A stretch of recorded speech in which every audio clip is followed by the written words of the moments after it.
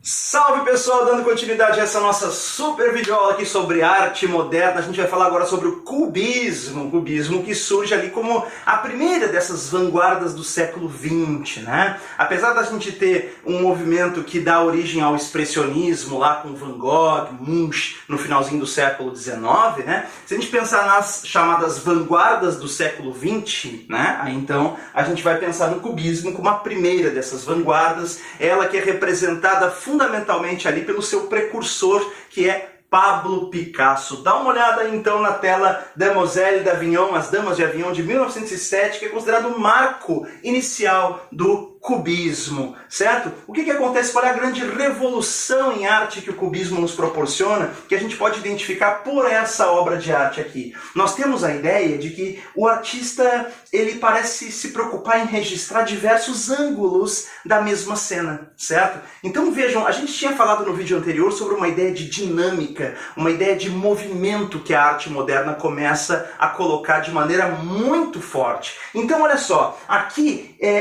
apesar do objeto retratado estar estático, porque vocês podem perceber que as modelos estão aqui, né, posando para o retrato e tal, né? Por outro lado, nós temos aqui uma ideia de que o olhar do artista parece que está em movimento. Essa é a grande sacada, né? O olhar do artista parece buscar um registro simultâneo de várias perspectivas. E assim, numa perspectiva frontal, nós temos esse olho, né? De repente nós temos essa orelha numa perspectiva lateral, nós vamos ter esse nariz numa perspectiva diagonal, e assim nós temos diversos feixes de olhares que vão acabar atravessando o objeto e sendo registrados aqui. É claro que para poder compor essa perspectiva fragmentária, né, faz-se necessário aqui, digamos, registrar, digamos, de maneira geométrica esses vários feixes de olhares. Acaba acontecendo que, para podermos trazer esses vários fragmentos, não é? O artista, então, ele vai acabar trazendo uma estratégia de fragmentação em formas geométricas. Então acaba acontecendo, consequentemente, a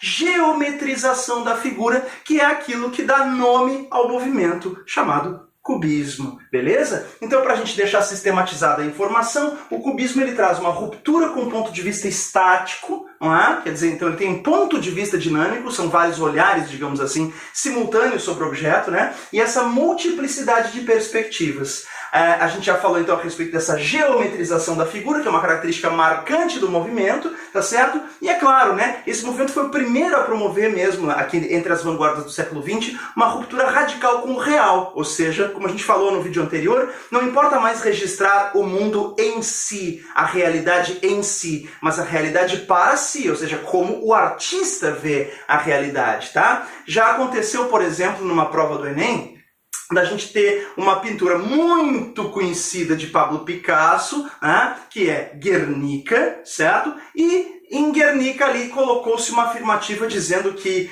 tratava-se de um painel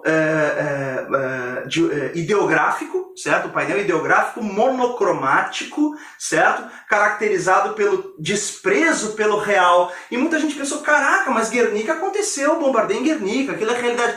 Quando o enunciado do Enem colocou desprezo pelo real, muita gente não marcou aquela alternativa como correta. Mas o fato é que o desprezo pelo real que estava referido ali, né, deve ser considerado correto sob esse ponto de vista que a gente está colocando aqui. O artista ele não está preocupado em registrar o real em si, mas está preocupado em registrar suas impressões sobre o real e até mesmo, né, em acentuar alguns aspectos desse real, distorcer esse real ou até mesmo, né, criar uma cena que seria uma espécie de supra-realidade ou outra realidade, mesmo que inspirada naquela realidade primeira que foi o bombardeio de Guernica. Pablo Picasso constitui aqui um painel ideográfico, né, um painel de imagens que representam mais símbolos, que não são exatamente um registro fotográfico da realidade, certo? Então é importante a gente destacar essa ideia de que o cubismo, assim como outras vanguardas que a gente vai ver na sequência, acaba promovendo uma ruptura com o real, ou seja, uma ruptura com o real em si, buscando uma ideia de real para si, ou seja, como eu, o artista, percebo o mundo à minha volta, tá? Expoentes fundamentais do nosso cubismo, Pablo Picasso, Georges Braque,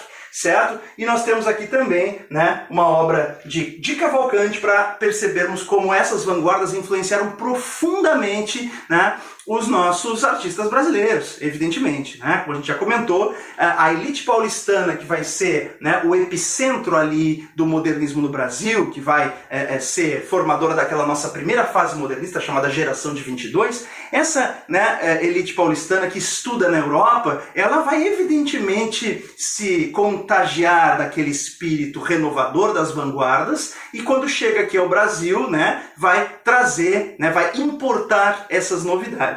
Depois a gente vai perceber que não era simplesmente uma cópia daquelas novidades europeias, mas uma adaptação muito original das novidades europeias que os nossos artistas brasileiros fizeram. Então isso também é muito importante. O modernismo brasileiro, a Geração de 22, buscou intensamente, né, a originalidade, né, e uma autenticidade brasileira na arte. Então, quer dizer, ser inspirado pelas vanguardas europeias não significa dizer copiá-las. A gente pode encontrar o cubismo até mesmo em telas da Tarsila do Amaral, por exemplo, embora a gente não vá dizer Tarsila era cubista, ou Di Cavalcante era cubista. A gente tem influências dessas vanguardas, mas ao mesmo tempo um jeito muito autêntico desses artistas trabalharem, né, com essas influências, tá? Então a gente pode dizer que Di Cavalcante, por exemplo, aqui o Grande Carnaval, foi influenciado, evidentemente, pelo cubismo.